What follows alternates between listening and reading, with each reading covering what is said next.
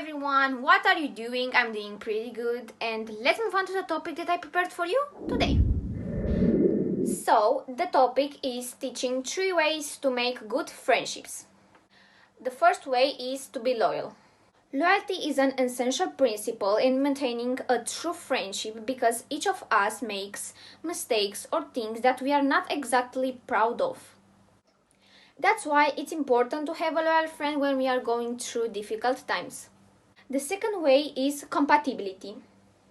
For a friendship to endure over the time, it is necessary to have a solid foundation. Don't make friends just to remove the feeling of loneliness and isolation, because all you get it will be a toxic relationship. And the third way is honestly. Honestly is a valuable pawn in a true friendship. A honest friend will want for you what he wants for himself and won't tell you things that you don't want to hear. A honest friend will want for you what he wants for himself and won't tell you things that you don't want to hear. He or she will tell you the truth without hurting your feelings.